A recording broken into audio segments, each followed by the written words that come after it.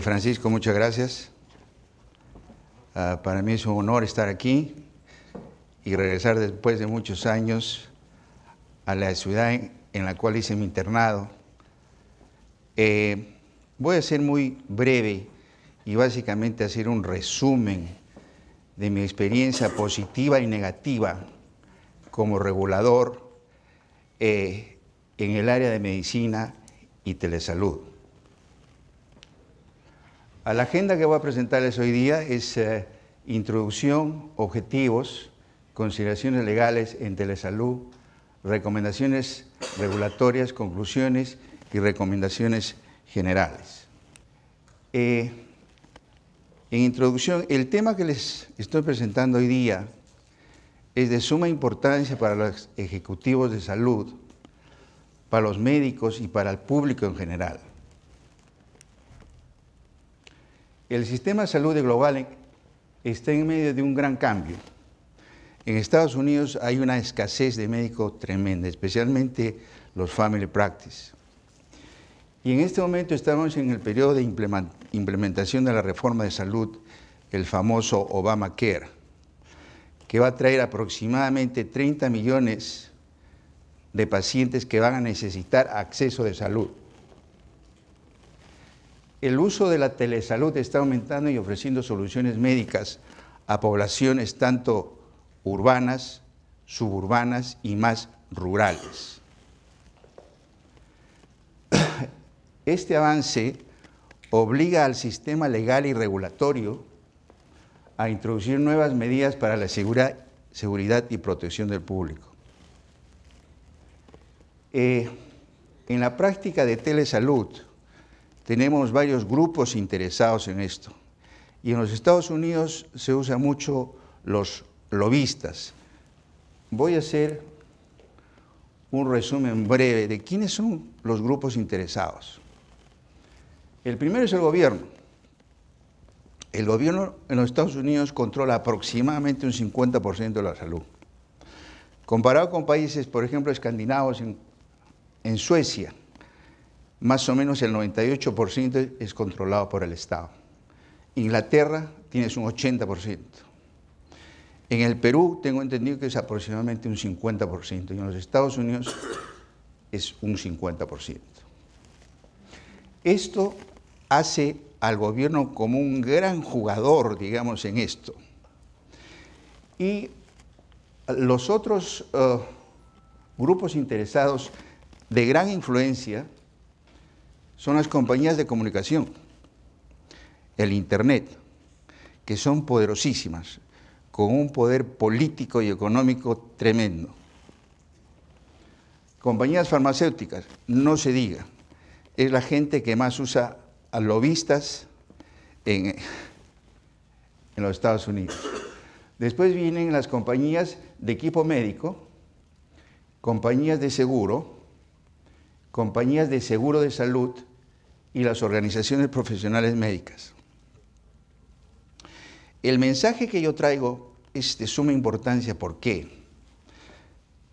Si telesalud está trabajando en algunos países como Estados Unidos y países europeos, es porque hay un partnership entre el gobierno y las grandes compañías privadas, que es lo que se debe hacer aquí en el Perú y en Latinoamérica. ¿Cuáles son los objetivos de mi presentación? En primer lugar, reconocer los materiales legales para el programa de telesalud, discutir la práctica profesional de telesalud que incluya licencia, credenciales, documentos requeridos y privilegios. Identificar las consideraciones clínicas y técnicas y legales a requerir los criterios de telemedicina. Y por último, aprender las recomendaciones regulatorias de la Federación de State Medical Board, que después le voy a mencionar. Consideraciones legales. ¿Quiénes dan las leyes? Las leyes son dadas, estudiadas y promulgadas a nivel federal por el Congreso de los Estados Unidos, que siempre requiere la firma del presidente. Eso es a nivel federal. A nivel estatal, ¿quién da las leyes? Las legislaturas estatales, que siempre requieren la firma ¿de quién? Del gobernador. Voy a resumir lo que creo que es bastante importante para que más o menos entendamos cuáles son los puntos más importantes. ¿Cuál es la responsabilidad clínica y legal entre el doctor del sitio remoto y el especialista? En los Estados Unidos, la persona responsable es el médico en el sitio remoto. En el Perú tengo entendido de que es en los dos sitios. Cada país es un poquito diferente. Estoy trayendo mi experiencia americana, algo que no tengo experiencia en otros países. ¿Qué tipo de contrato debe asegurarse para ser remunerado? Es bastante importante para la sostenibilidad de un programa que previo al servicio de telesalud que se da, se debe tener un contrato, porque de lo contrario, el programa no va a ser sostenible. ¿Qué normas deben tener los equipos médicos que proveen telesalud? Los equipos deben de tener un estándar, y este estándar en los Estados Unidos es regulado por la FDA, que es la Food and Drugs Administration. Tengo entendido que en el Perú está regulado por MINSA, que es algo similar. ¿Cuál es la relación legal entre el programa de telesalud y la compañía de comunicaciones? Es crucial, porque en el caso de que la Internet falle, deben haber alternativas para que la comunicación entre los dos sitios simplemente continúe. De lo contrario, vamos a tener problemas en el tratamiento del paciente.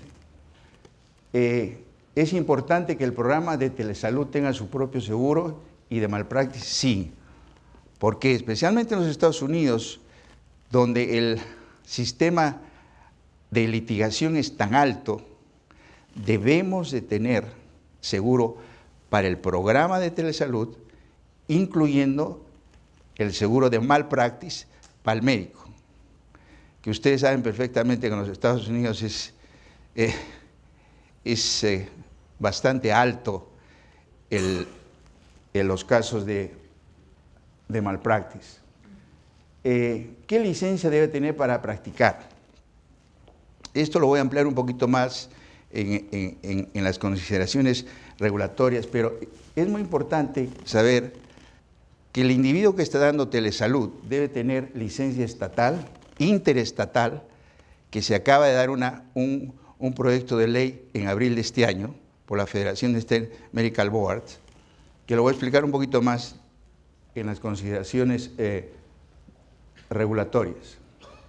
En cuanto a la telesalud internacional, el médico que da salud en el país donde está el paciente está obligado a tener licencia en el país en donde está el paciente. ¿Cómo hacer cumplir las regulaciones de privacidad y confidencialidad? Esto es muy importante y es lo que se llama HIPAA en los Estados Unidos, que también lo voy a explicar un poquito más en todo lo que es consideraciones regulatorias. Consideraciones regulatorias. La regulación de la práctica de medicina y de telesalud está controlada a nivel estatal por los Medical Boards. ¿Qué es la Federación de State Medical Board? Es una organización non-profit, no lucrativa, que regula 70 juntas médicas en Estados Unidos. Su misión es regular la práctica de medicina y telesalud para proteger al público. La licencia. Se debe tener licencia en el estado o país que el paciente es tratado. Y en abril de este año, la Federación ha sacado un proyecto de ley, el cual le llaman Compact. Significa de que yo, por ejemplo, tengo licencia para practicar medicina y telesalud en California. una vez que pase este proyecto de ley, voy a tener capacidad para hacer medicina y telesalud en otros estados. Por ejemplo, Nueva York, Florida, Texas. Esto va a dar como consecuencia que la expansión de telesalud se haga de una forma masiva y sin tantos,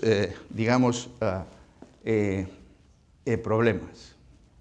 Eso es en cuanto a la licencia. Después tenemos el consentimiento informado por escrito entre doctor y paciente. En el momento que se hace el servicio de telesalud, el médico tiene que identificarse, el paciente tiene que identificarse y se debe de firmar un consentimiento. Eso es extremadamente importante ya. Después también es importante la evaluación y tratamiento del paciente. Se debe de documentar la historia, examen físico, diagnóstico, tratamiento y las prescripciones. Muy similar a la práctica normal de un consultorio face to face. También es de suma importancia que el médico que está dando servicios de telesalud como especialista a un sitio remoto le dé al paciente lo que nosotros llamamos como continuidad de asistencia médica. O sea que el médico debe tener la capacidad de referir al paciente para su seguimiento médico. Servicios de emergencia.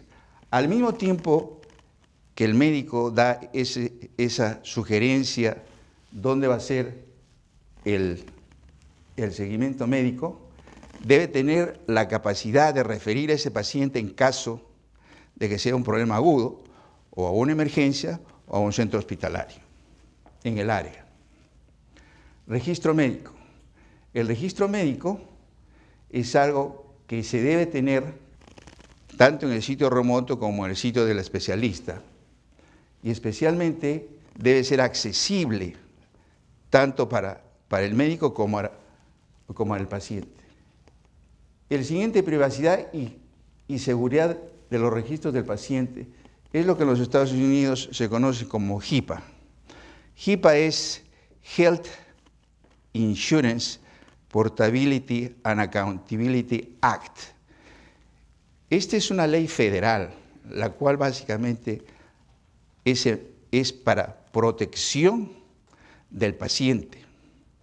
Es algo que en este momento está muy bien regulado y todos nosotros estamos conscientes que no podemos violar esta ley porque son estrictos.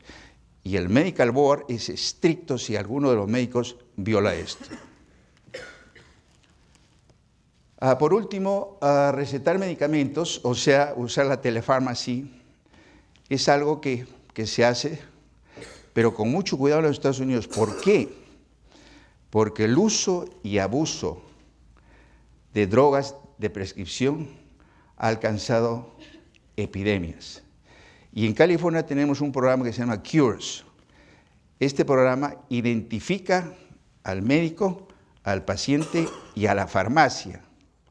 Y así hace de que el paciente, que a veces puede ir a donde 5 o 10 médicos, no se le prescriba lo que en realidad no necesita.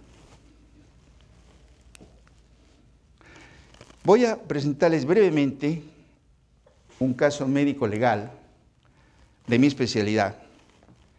Un obstetra de la ciudad provee consulta médica, consulta usando telemedicina a un paciente con su doctor en una zona rural. Subsecuentemente, el niño presenta daño cerebral debido a asfixia perinatal. A ver usted, doctor, ¿quién es responsable? ¿Quién es responsable en este caso? ¿En Brasil quién? Es el local. ¿Ok? ¿En el Ecuador? ¿En Colombia? Depende del análisis del caso. Depende del análisis de caso. ¿Quién lo analiza el caso? La Junta Médica del Consejo de Ética Médica. Ya. Sí, entonces, si el periférico dio una mala información al médico o no captó los datos Ya. para transmitirlos, Todo está documentado. claro, Ya. responsabilidad del local. Correcto. Pero si el especialista que está en el centro de referencia le dio una mala información y una mala prescripción y unas malas recomendaciones al médico local, entonces es el médico especialista del centro. Ok. ¿Y usted cree que, por ejemplo, la compañía de Internet sea liable, tenga alguna falta en esto? En teoría, no. En teoría. No debe haber, es que no debe haber fallas en la comunicación ni en el registro de los datos de la historia clínica. Ya. O sea, si para emitir un concepto en Colombia médico como tal, tiene que haber un registro médico en una historia clínica con las normas legales de Colombia y prácticamente todo el caso se analiza es dependiendo de la información de la historia clínica. Si en el momento hay una caída de la comunicación, de la llamada, entonces se entra por modo diferido y al entrar por modo diferido queda documentada la información del local y queda documentada la información y la conducta del médico de referencia. Ya. Como se puede ver, este es un tema bastante controversial. Y en este momento en los Estados Unidos, sí, doctor. Si me permite, encuentro que por lo menos el ejemplo no nos muestra una situación en concreto clara. Creo que está mal planteado, con todo respeto. Está bien. No quería poner el caso clínico largo, simplemente lo más importante, ¿no? Que la pregunta o el problema aquí planteado no nos muestra una situación clara, porque demuestra que hay un obstetra que da consulta a un paciente que al parecer es un niño y que éste está acompañado de su médico en la zona rural. Así es. Entonces hay la intervención de dos médicos, uno que hace la telemedicina y otro que está presente como un niño. Así es. Sin embargo, el que da la atención por telemedicina es un obstetra que atiende a un niño, eso es lo que se atiende allí. Luego se descubre que es un daño cerebral por asfixia perinatal, así que se trataba de un niño que está en 1, 2, 3 días después de nacido. ¿Quién es el responsable de la asfixia perinatal? El asunto es que el médico obstetra, siendo obstetra, no debería de haber intervenido en el manejo de un niño, porque no es de su especialidad. Es un perinatólogo el que debe hacer, o un pediatra neonatólogo. Ok, doctor, muchas gracias. Como nos podemos dar cuenta, es algo bastante controversial hoy en día. Le voy a interrumpir 30 segundos. Sí, claro que sí. Yo siempre me hago esta pregunta al revés. Yo he sido médico rural. Ya. Yo cuando tenía una necesidad de este tipo, a lo mejor llamaba a un teléfono donde un colega mío, obstetra, perinatólogo, quien fuera, le pedía opinión y ayuda. Dependiendo del caso, la gravedad de la situación del parto, etcétera, etcétera. Y cuando me decía, venga, yo te voy a ayudar, ¿quién es el responsable ahí? O sea, en la pregunta que usted hace es lo mismo con telemedicina y sin telemedicina. Claro. Porque ese caso que usted ha puesto se da todos los días, desde hace 100 años. Todos los días, así es. Antes, pues, te ponías en contacto con el especialista como podías. Así es. ¿Vale? Por eso es simplemente hacer esa matización. Entiendo. Un par de minutitos más, estoy en conclusiones y recomendaciones. Conclusiones, comprender claramente las leyes y regulaciones para la práctica de telesalud, establecer protocolos para la relación entre doctor y paciente por Internet, prevención es importante para evitar riesgos clínicos y casos de malpraxis, y promover leyes y regulación a nivel internacional. Es importantísimo a nivel internacional. Y finalmente, voy a dar un par de recomendaciones a nivel local y a nivel internacional. A nivel local, se debe crear una junta médica en el Perú para regular la práctica de medicina y de telesalud con la misión de proteger al público. Y a nivel internacional, se debe practicar activamente en un comité médico legal internacional que sugiere opiniones en cuestiones legales, éticas y médicas en la medicina y en telesalud, que tenemos uno en este momento en Londres, que recién se ha formado en el año 2000, 4 aproximadamente. Solo hay 70 países, de los cuales habrá unos 150 miembros. Gracias. ¿Y quién le protege al médico? ¿Quién protege al médico? Nadie. El médico estamos mal. Gracias, gracias.